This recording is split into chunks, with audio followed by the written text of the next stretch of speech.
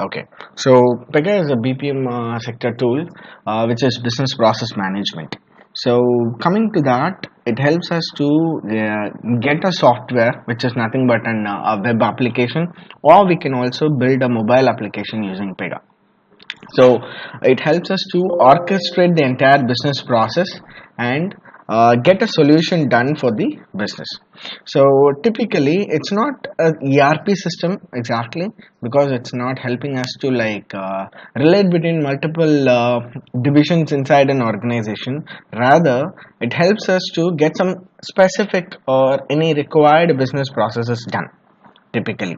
For example, I'll tell you a small place where Pega can be used.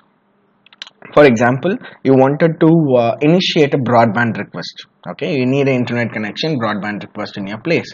So you give a call to AT&T or some mobile or broadband service provider in your place, right?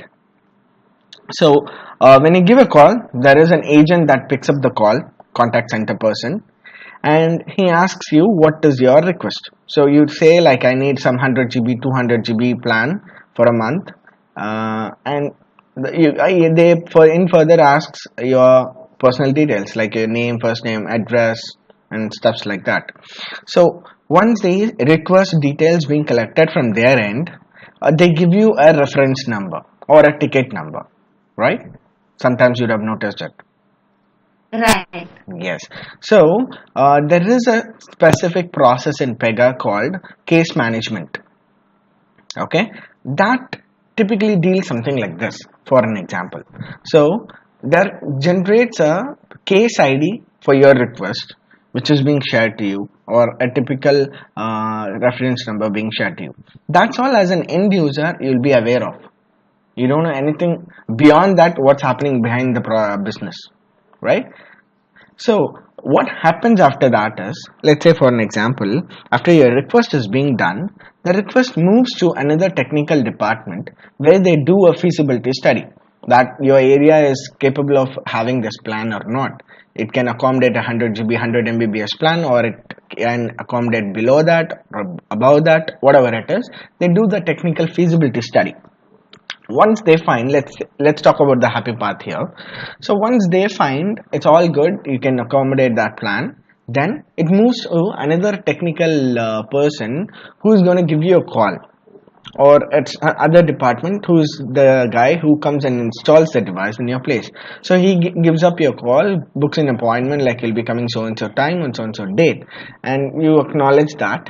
He comes to your house, tries to install the device, see if it's all good, status is good, and if it's all good, he goes back to goes back to his place and updates the case or the request ticket which you have raised for getting the broadband as completed. So that's the entire process that happens behind. Okay, they take up your request, they do some analysis over it, feasibility studies, and they come to your place. If it's all good, they come to your place, install it, and resolve the case or resolve that particular request which is being done, right? So this is an entire business process that happens for one kind of a request, where, as I said, it's a small scenario, but there are three entities or three peoples involved. One is the call center guy, and second is the technical feasibility study guy, and third is the one who comes and installs your device. So there should be a proper communication channels between them. There should be a proper UI or some data which is being shared properly to each of them, and there should be a timely manner associated to them, because after you placing a request, they cannot come after 10 days and say, yeah, can we install the device. That doesn't give a good customer satisfaction at all. So there should be a good timely manner involved, and the process has to be like properly orchestrated between them, so that it suits the business and the customer is satisfied and customer is retained. Okay, so this is how, as a business, they try to make sure it is in place. So Pega helps in that. One kind of a scenario where Pega helps in that. Okay, now the screens or the process which they intend to fulfill your request is there, right? So that process, those screens, that product, which is nothing but a web application, is what we are going to build here. Okay, got some idea like Okay. what we are currently going to build, what we would build, or what is the capability here? Got some Okay. abstract So idea? basically, Yeah. as far as I know, Mm-hmm. we build an application, Web application to be precise. web application Yes. that, uh, yeah, that is not, matlab, that helps a business to manage end-to-end whatever, Business end-to-end process. operations, That's if right. I'm not That's wrong. right. That's right. Not only customer to not only customer to the business, but even within the business, it you ensure that every department is in sync with each other, That's right. right? That's right. Yeah. That's right. That's good. So even within the business, yes, obviously. My scenario dealt with both, but it can be within as well. Okay, so that's one way where Pega is useful for. Okay, and the current version of Pega, the latest version is Pega 7.2.2. That's the latest version. Okay, Yeah. so Pega 7 platform is what we are going to look into, and the other flavors of Pega is also there. That is, as you could see on the screen, customer service, sales automation, marketing, operations, something like this, right? So these are the flavors in Pega, which is used to specifically implement products to those domains. So if you have a marketing kind of an application, so choosing Pega marketing on top of Pega 7 platform would be a great help, because they have done some specific I would say like a specific framework kind of a software which can be like straight away used and then build something very specific based on the business need, and then get the software ready, something like that. So do you know what is a framework? I'm Just a sure. minute, Nader, just a minute, just a minute. Sure.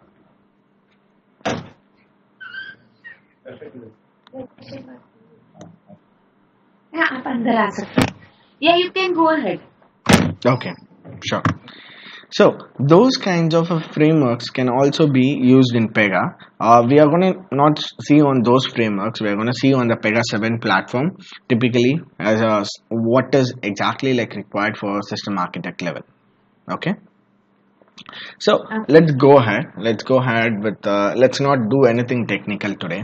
Let's just skim around the software. So this is Pega 7 platform login screen. Okay, I'll be providing you the link of this particular personal edition. You can download it and install on your laptop.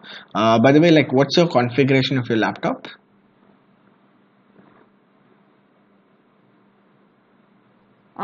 Windows 2007. Configuration is Yeah, I would need it's like the. Intel Celeron. Yeah, that no. I just wanted the probably a RAM. Is it 4 GB and above? And sorry, No, sorry, 3 GB RAM. 3 GB. You have some better laptops at home,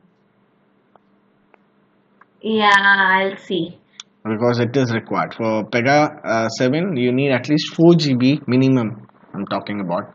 If you have above that, it's easy, because at least 8 GB would be like decent enough config. Otherwise, you'll not be able to install the software. 4 GB is minimum. So if you have 4 GB, yeah, you can install. It would be a bit slow compared to 8 GB, but you can manage and then work on Okay, it. how much GB is your laptop? No, to install that software, minimum 4 GB पाहिजे RAM. Mine is very late. Mine is old. Your laptop is 4 plus, na? 8 GB RAM. Okay. Okay, yeah, I do have. Okay, you got your friend here? Huh? Yeah, your friend came by? Well, it's my husband's. Oh, okay, all right. Okay, So yeah, that's good if you have. So I'll be sending you the links of it after the class. You can straight away download it. I'll tell you some process like how to exactly install after the end of the class. Okay. All right. Sure. So this is the login screen of Pega. So let me just log in with an operator ID, which is like demo admin at demo, and the password called rules. So let's just see like what are the screens available in the Designer Studio. Typically, Pega Designer Studio is the tool or a platform where you build the application. Okay, as in a developer, this is the IDE they called, which is a development environment. Typically, have you seen any development environment like for Java, something like Eclipse? Have you heard anything like that? No, No, yeah, I'm an architect. I know. I expected that, but still, I'm just asking. Somehow you have heard about it. So, okay. So, I would just precisely say this is just a tool through which you develop application. That's all. Let me not correlate with Perfect. any existing tools. Okay. So the tool which you use to develop the applications here, it's Pega Designer Studio.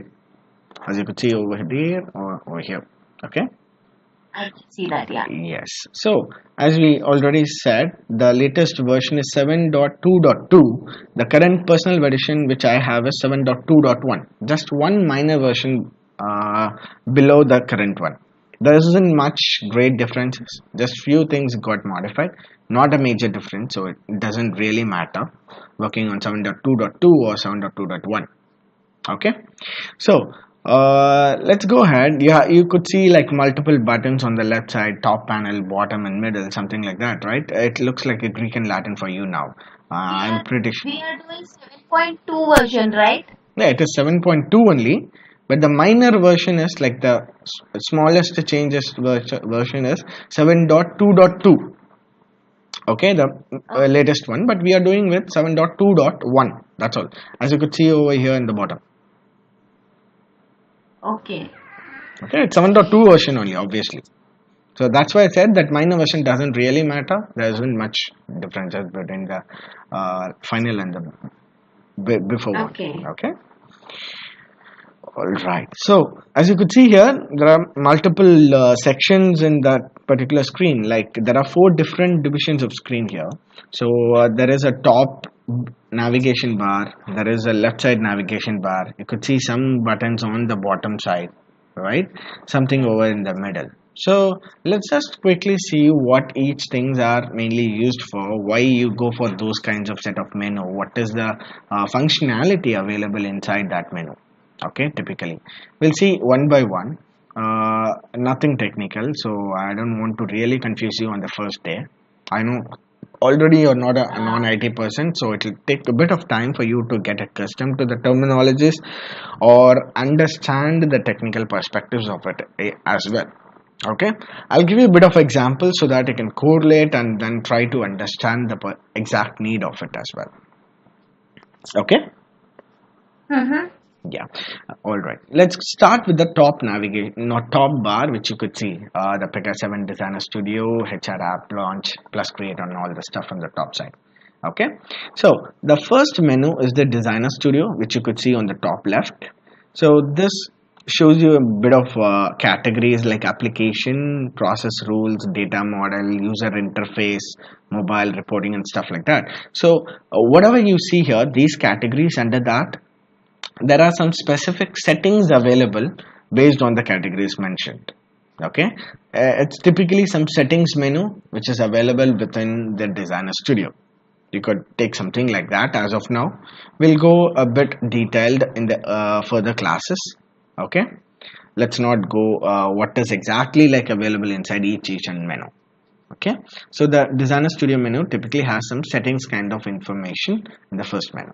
Okay, and whatever you create an application typically, right? So there should be a name associated to it. So that application context to which you have logged in or you are working on is the one that shows out here on the top. Right now it says HR app. So that is the application I have like contexted to, or I have opened it, or I have logged into it. I could say in any terms. Okay, so we are currently into an app called HR app, and if I click on this is called the application menu on the top. Okay, even if I hover it says the same. So application menu. So this application menu is used typically to see some application specific configurations which you have done across. Okay, there are some specific configurations that has to be like known with. We'll go a bit later what are the things that has to be like configured and what are the different kinds of rules available inside as well later. Okay, so typically we can open an application and see the configurations available as you could see here in the middle, or if you can create a new application and it will take to your wizard called application wizard in Pega.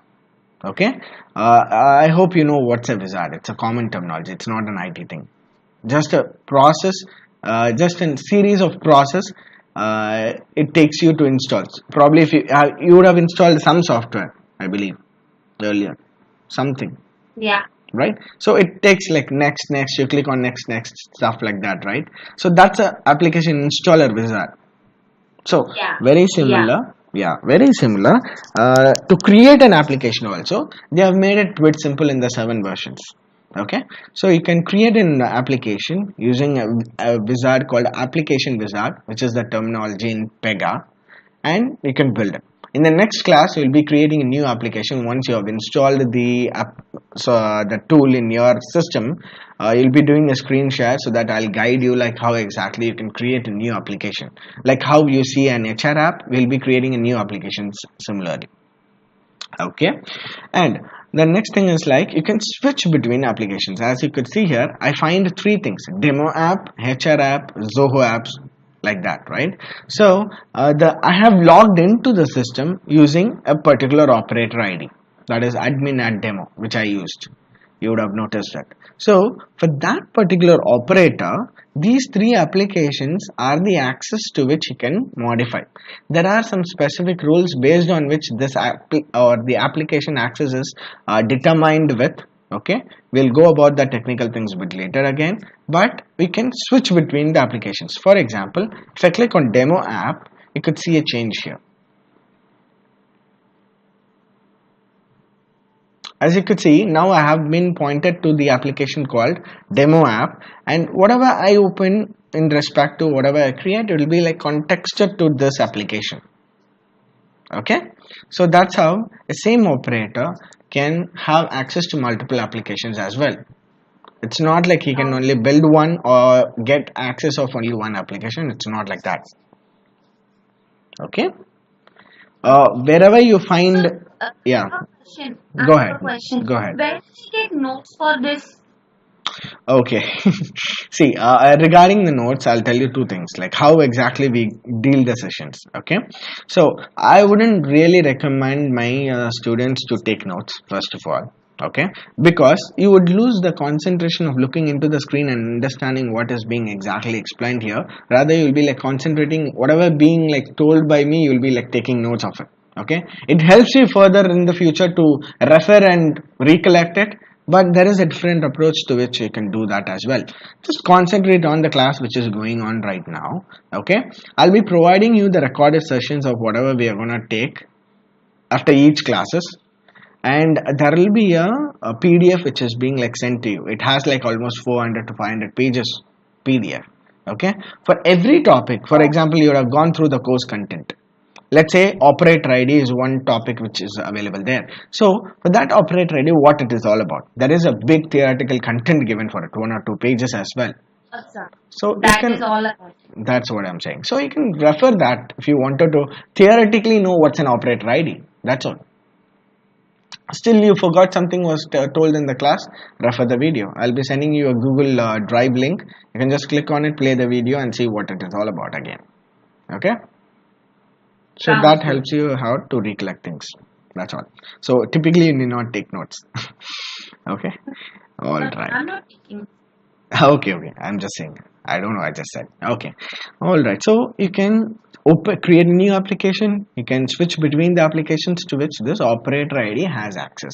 Okay, and I was about to say another thing. Wherever you find, see, since you are non-IT person, I know It takes a bit of time, at least 4 to 5 classes to get accustomed to this a little bit.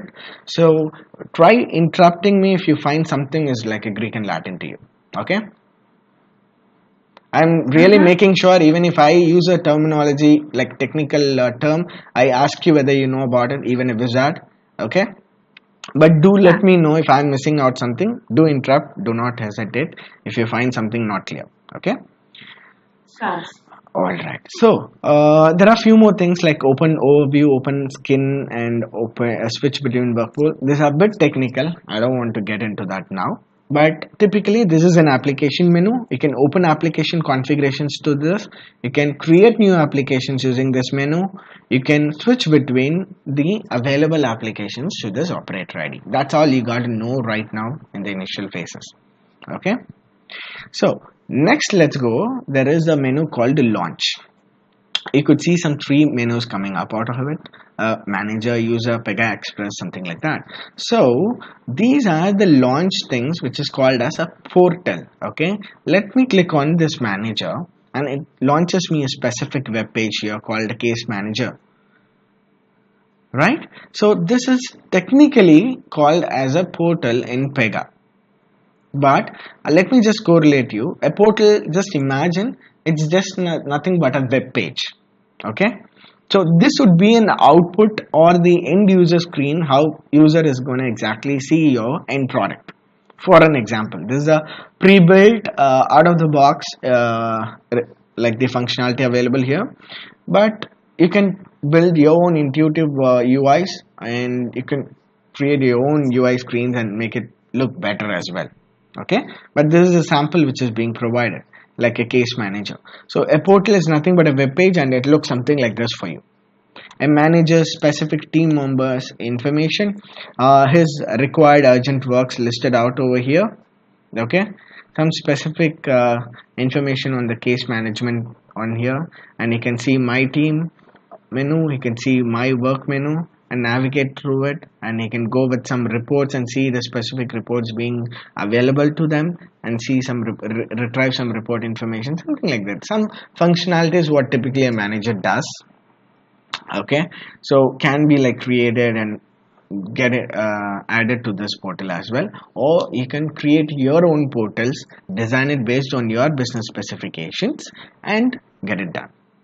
Okay, so typically this launch button is used to launch that portal, which is nothing but launch that website or a web page. Okay, Launch the website that you have created, we right? have created, yes, that's right,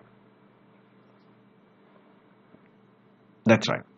Okay, So that's what the is use of user it. and Yeah, that what's the man? those are different portals again altogether available. So if you see here, it opens a portal called case worker, which is there is a is instance like a sample instance here, user manager typically.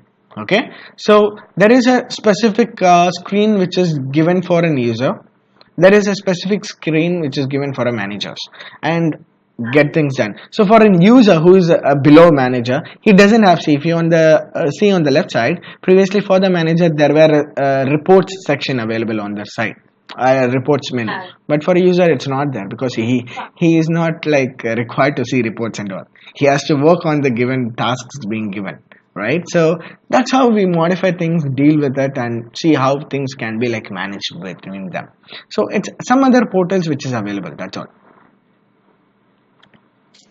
Again, launching this portal or seeing this also talks about some privileges based on the operator ID logged in. Okay, it again depends on the operator ID, and operator ID is one such a rule. So we'll talk about it a bit later. Based on what we get this launch menu items. Okay, but typically this launch item is used to like initiate one web page. That's all. Just know about. Let's talk everything very abstract today. Let's not go anything very depth or technical. Just understand what each button is all about. That's all. This is to launch websites. Okay, first one is to like get the application based settings. The second thing, the demo app or the application menu is used to open an application, create a new application, or switch between applications which is available. That's all. Okay, Okay. Okay. The next fourth menu is the plus create. So before getting into plus create, I just wanted to talk something about it. So in Pega, whatever you configure, you don't say the term code here, right? So you typically say configure. Whatever you configure in Pega, uh, that is called as rules. Okay. Whatever you configure a rule in Pega. So because PRPC is the terminology mainly in Pega, which is called as Pega Rules Process Commander. PRPC, Pega Rules Process Commander. Okay, that's the Delta engine through which all your code gets converted into Java code in the back and gets compiled. Okay, so you need not typically write Java code, but Pega does for you. Whatever you configure, it those configurations gets converted into Java code and gets compiled. That's how it works. Oh, Okay. okay. Yeah. So Oh, that's the plus of it. Human need not write code. System does for you. Okay. right. So you can typically use the model driven approach to build applications, which is easy for a user to understand and implement things rather sitting down and coding. So that's a plus of it. Okay. So whatever you configure based on different things, like do you know what is a property? What is a property? Probably very basic stuff. Property of a certain thing. Yes.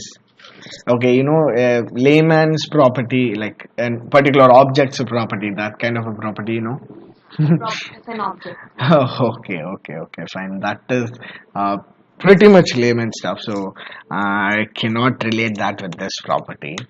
Let's say we have a customer entity. You know what is an entity, right? Any object is an entity, right? So let's say there is an entity called customer.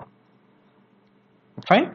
There are certain properties associated to him, right? So first name, last name, date of birth, address, and stuff like that, which is related to that customer, are referred as a property, right?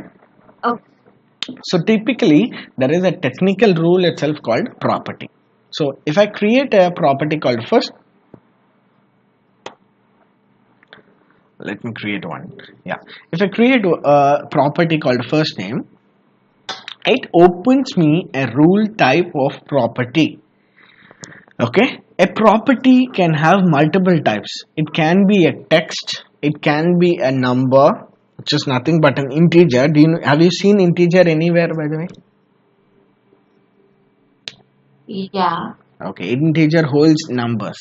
Okay, Yeah. so true or false is nothing but a boolean property. Date time holds the date time and stuff like that. So a property can be like created, which is nothing but a rule, and the rule type in Pega is called as property. Okay, as you could see here on the top, the rule type is always listed on the left starting. Okay, so that's the rule type, and the ID of the rule property is first name, which you could see here, identifier. You can refer that. Okay, first name is the identifier of that property. So typically we can create multiple rules in Pega. Okay, so there are different categories also available. There are like 50 plus rules available in Pega minimum.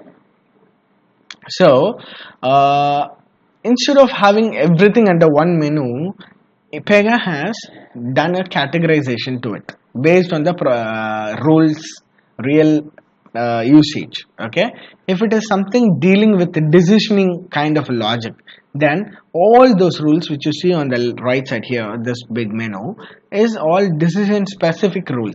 Okay, let's say a decision table, a decision tree, something like that, or a when condition. Also, like it's all decision specific rules where they have been categorized under the category of decision. So typically they have categorized each rule based on its type. Okay. Okay. Yeah. So if you wanted to create anything, any rule in Pega, you can come to this plus create menu, go to the appropriate category, select the rule. For example, if I wanted to create a property, I go to plus create data model and property, I get the screen. I give the corresponding name in which I wanted to create. So this is the label of it. So I can give a description also, like holds customer first name. What Pega typically does is it tries to like accommodate this particular label into the identifier, which is the ID. Okay, it got pre-populated with the same description which I have given, but I wanted the ID to be little precise. That's how it always works. So I can just give it this as first name. That's all, and click on OK, and my ID changes. Okay, this property I have to create under what application? I have to create under this demo application, demo app, right? So I have to select the context to which I wanted this to be like created. I would select demo app, and applies to which shows a bunch of menu. We'll talk about it this later because that's a class structure. uh, we'll talk about it in like third class or fourth class, or third class probably. And the next thing, the final thing, is the rule set, where I said property is a rule, right? It's a type of rule. So you drop this or create this property and a particular rule set. So you have to select some rule set. So I'll tell what is a rule set again in the further classes, not now. Okay. So you typically select all these things and then create a rule. That's all. So to create any type of rule in Pega, we go for this plus create menu and select the appropriate one out of it. Okay. Okay. That's all. So the next thing is a search bar which you could see on the top. Let's assume I have created a property called first name. I wanted to open that property and see how change it or do some configurations inside it. So instead of typically searching around in the system for the first name and try retrieving and opening it, I have a quick search bar out here. I can just type the name which I know. If I know that rule name, then it's easy. So I type first name and click on enter, and it shows me there are two first name properties available in the system under two different classes. Okay, so I can select either of it, and it opens me the rule. Now I can modify the rule. If I want, I can change the UI control type. If I want, I can add some table type to it or something like that. So if I want to make modifications or see what it is being implemented with, I can quickly access those types of rules using the search bar on the top. Okay, it's nothing but a quick access in the system. So next, there is a menu called private. So in any software which you have used, come across right now, have you tried anything called a check-in, checkout?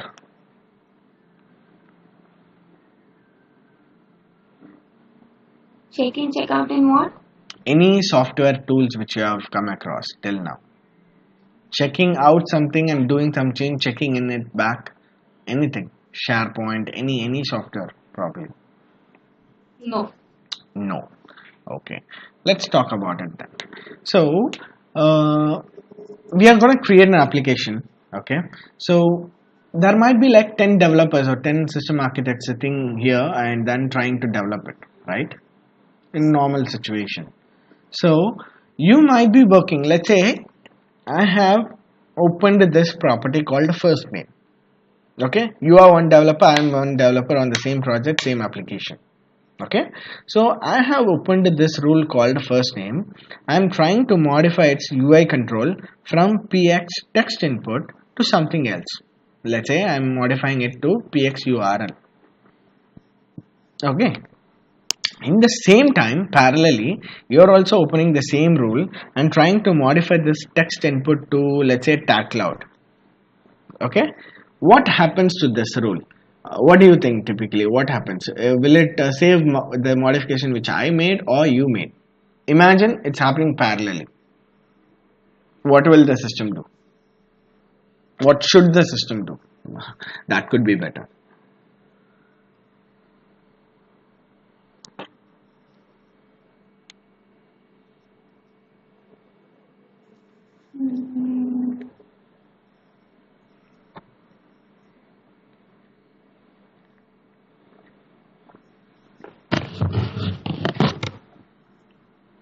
Are you typing something?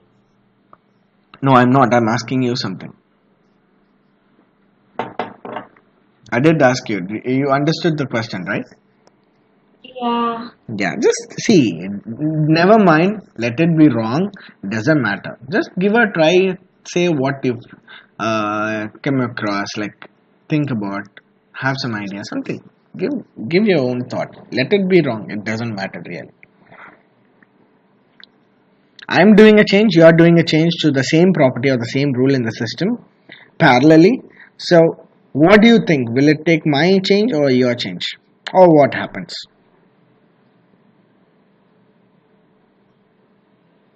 Um, I think whoever does it first, it will take that change. No, whoever does it last, I think it will capture that data. That's what.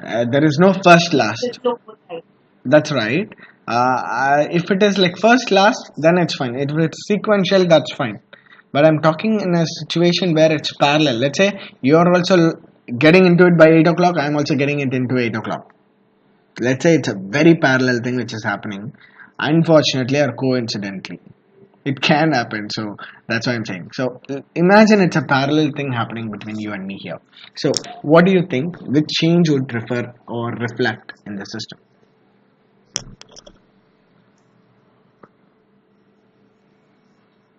I think the data will not get captured. Will not be captured, Not data, the change. not gets changed. Okay, Not. so that's your thought. So, but do you think doing something like that is good for the system? No. Obviously not. There is a data integrity issue here. The data is not properly managed or captured in the system, right? So Yeah. that's a drawback. That's an issue. So for this issue, there is a generic solution called locking mechanism. Okay, when I try to get into this first name, if I wanted to do some changes to this rule, I lock this rule under my name. Okay, so when you parallelly come to the system and try opening this first name, let's say even a second later, okay, it shows that Priyadarshan has locked this rule, so you cannot make changes. That stops you by changing it. So once I am done with the change, I'll check in back the rule back to the system. So if you refresh and see, then you would be able to do modifications to it. So you can do modifications on top of me, or I can leave it. It's up to you. This solves a Okay. problem, right? Locking the specific Right. thing to each user solves it. So that's what is called as checkout check-in in Pega. Okay. As you could see the rule here which I have opened, if I want to modify this, okay, I just changed this. It was previously PX text input, right? I changed this to tag cloud. So this is not saved because I have not really taken the control of the rule and then tried it. How do I say that is, if I go to actions and refresh this rule, see what happens. It changed back from tag cloud to text input, which means I have not saved what I've made the change, right? So how do I do changes to a rule as if it is already created? You could see a button here called checkout, right? If I Yeah. wanted to edit anything in the rule, I have to typically click on the checkout button. So once I click on the checkout, there is a small lock symbol which was there on the left side, right? Now it's gone. Now I can edit Yeah. the rule. So correspondingly, if you go and open in the system like first name, it would say it is locked by me. You cannot check out. Instead of checkout, there will be a button coming up called private edit to you. You will not be able to check out. So I make the required change which I wanted here, select that and click on save and click on check-in. So this puts the rule back from my name to the system with the changes which I have made. It asks for check-in comments, like whatever change I made, I can just put it in an abstract way, like changed UI control and check-in. So that in future reference, we know I checked out this rule and did what change. Just to have a tracking of it, we give some comments to it. Okay. Once I check in back, the save and check-in button goes off and checkout comes back. That means again this is put back to the system with the modified content. Clear? Right. What is the use of checkout Got and it. check-in? So to make any edit, you go for checkout, do the changes, check in back to the system. That's all. Pretty much very simple. Okay. Okay, now let's get back to the private menu. This is what we are talking about initially. So this private menu shows me all the checked out rules done by the operator ID which I have logged in through. Okay, I have checked out these many rules as you could see here. If I open one for example, okay, see, this is in save and check-in option. It's not in checkout mode, right?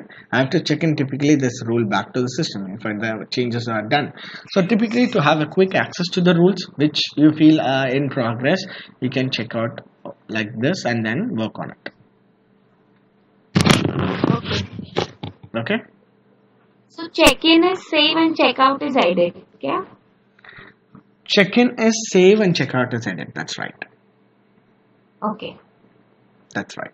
Okay. So this menu Okay. shows out the checked out records. So let's go to the next one, which is called resources. So this resources menu, typically in Pega, there is an internal documentation also available. Okay. So if you go to Pega 7 help, which is the first menu over here, if I click on it, it opens up me a documentation tab where, let's say, you don't know what is property. Put it on the search bar saying property and it gives you a lot of results out of it. Different results out of it. And typically these things are from the web and you don't want anything from the web. Yeah, you can go with the top one, which is an internal guide. You can click on this. It says a property defines the format and visual presentation of a data in your application, right? So that's a brief definition of what is a property is all about. So typically you can go ahead, drill down what is a linked property, what is a property reference. You can read more on top of it. Okay, so nothing but an internal guide which is or the internal documentation available within the system, so you can refer those things as well in the later stages. Okay, but typically I'll be providing a separate theoretical document for system architect. Okay, this is an internal guide for the entire Pega, which is abstractly like not required now. Okay, let's go with the last button on the top, which is called as the menu operator menu on the right top. So this has again few things. Let me not go with the operator or access group menus right now. Rather, if you wanted to log off from the system which you have logged in, you can just typically click that and it goes back. Okay, to log off, that is the screen that is being used here. Sorry, that is the menu which is being used here. Okay, so I'm logging back to the system. So that's about the top panel, the series of menus available here in the Designer Studio. So any doubts? Can we switch to the left navigation menu?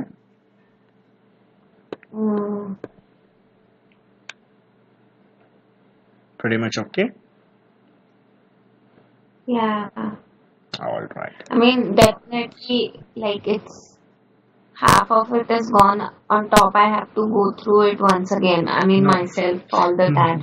No problem, no problem. That's what you need an hands-on experience to remember things. That's why I do recommend work on the software, then only you tend to really remember it. Okay, so I'll send you the link by end of the class after finishing it. Download and install it. I'll tell you how to download as well. Okay. Okay. That's okay. Even you re-refer it. Right now it's a first class. Obviously, no one can expect you to remember the 100% content being delivered. Okay. It takes 4-5 classes to get accommodated. That's okay. It happens. Okay. Alright. So the left navigation menu is like, again, you find some series of buttons over here. So the recent first menu shows up the recent rules which you have opened in the system. You know, I have opened first name recently, right?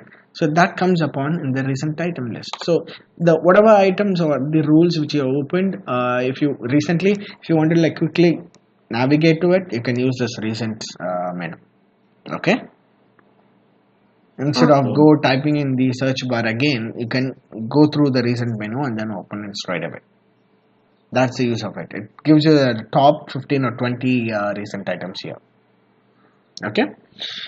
And the next menu is called cases. So typically nothing but case management. Okay, so case management is one important terminology in Pega.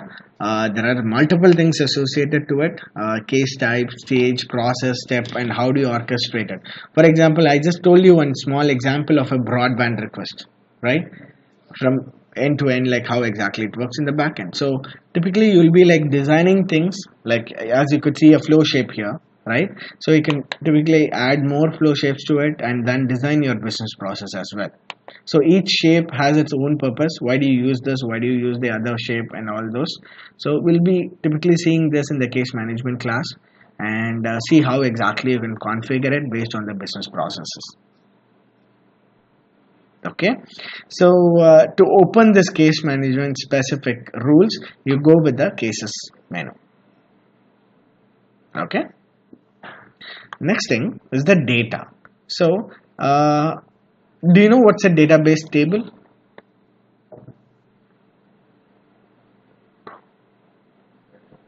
A table which contains data, a certain data. Okay, so in your college somewhere you would have seen some backend. Yeah, sorry, go ahead. Say example employee data. Yeah, something like that. So you have a table which has multiple records storing the employee information, Yeah. right? So just give me a thought, your thought. Like if you have an application like this, and you wanted some table, let's say employee family information, let's say. Okay, so you wanted to create a table like that in the back end. So how do you do it?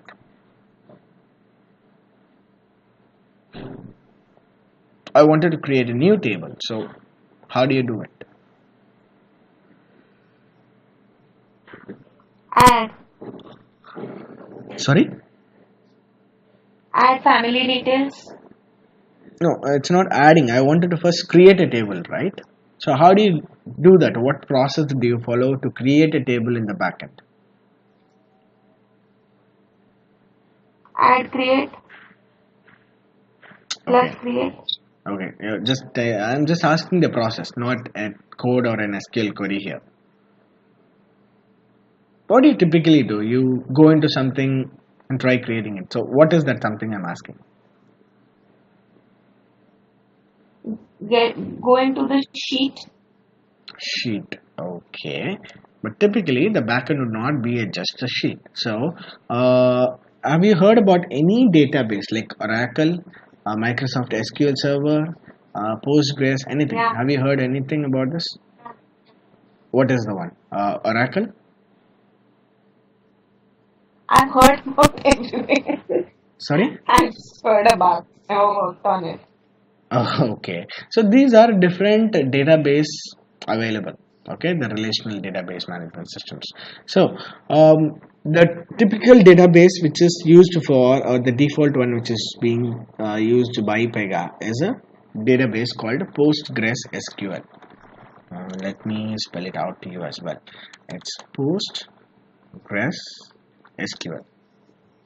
Okay, so this is the database which is by default used in Pega.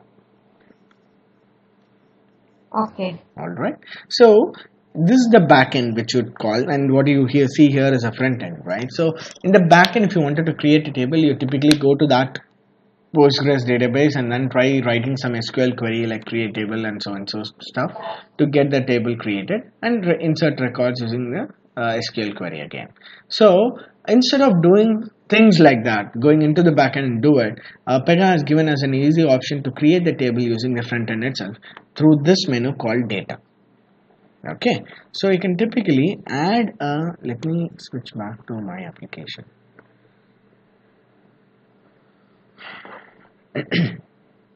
So if I come back to data menu, I can create tables from the Pega Designer Studio itself. For example, I wanted to create a table called agency info.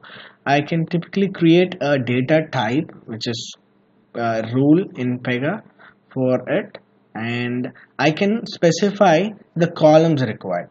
Like in a table you need multiple columns, right? So whatever columns I wanted, I can specify that in this rule, and for those columns I can add records to it. For example, how it is already being done here is to see and visualize it. Let me open that rule. It's not getting opened. Just give me a moment.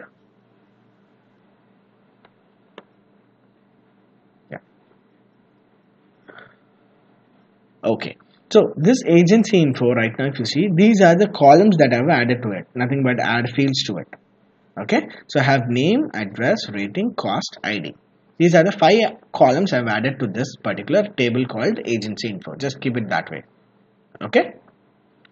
To add values to it or records to it, you go to the records tab and typically click on add record and add multiple things. Right now I have added 5 records to it with the corresponding cost, rating, address and the name of it. Okay, so in the backend it would have created a table, it would have inserted all these 5 rows into the table as well. That is being visualized in the front end here in Designer Studio itself, which is easy, right? Right. Yes, for this only we use the data tab and typically create some tables out of it.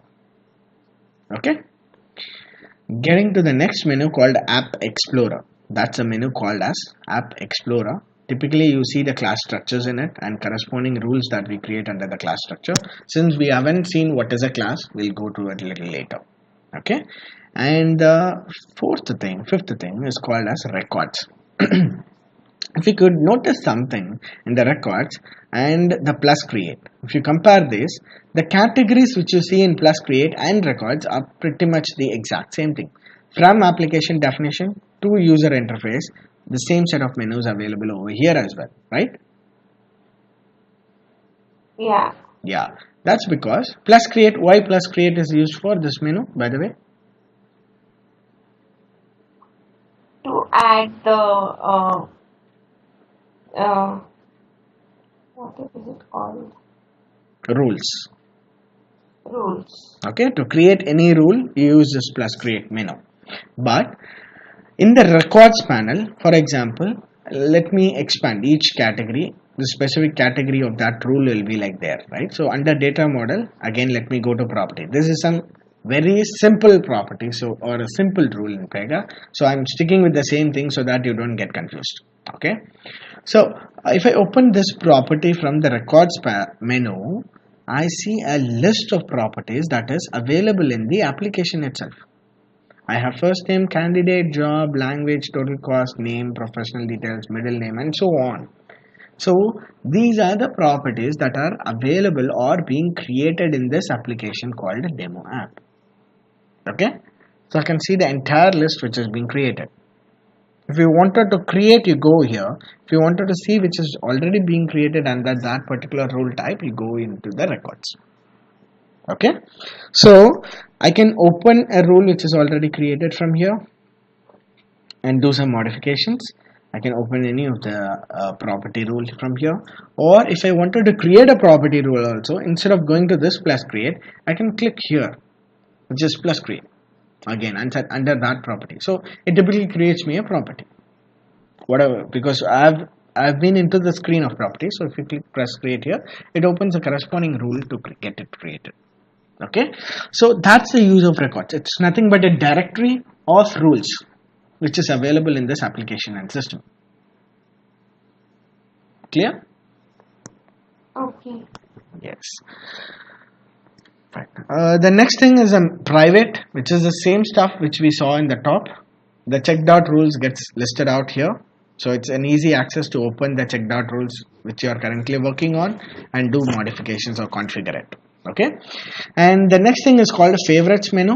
So if you have some property or some rule which you have, you wanted to like frequently work on it, frequently do some modifications. So to have some easy link to it or quickly open, you add that rule to your favorites list.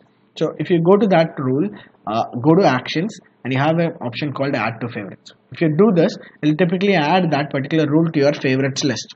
So it's easy for you to open it. So you can open through the search menu, you can open an existing rule through records panel, or you can add that to your favorites and then open it as well. Multiple ways of opening an existing rule or the created rule.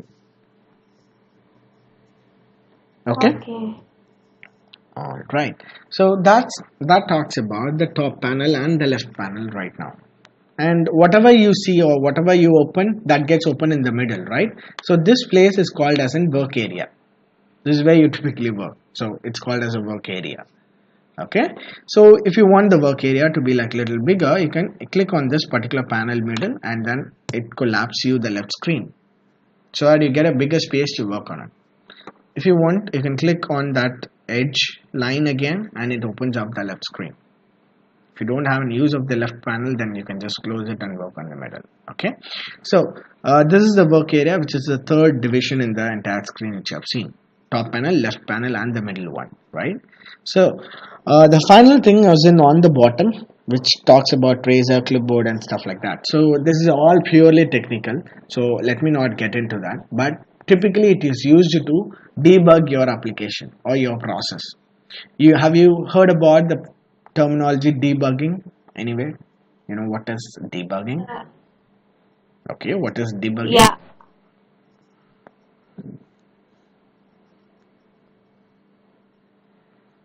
Um, so basically, debugging is mm,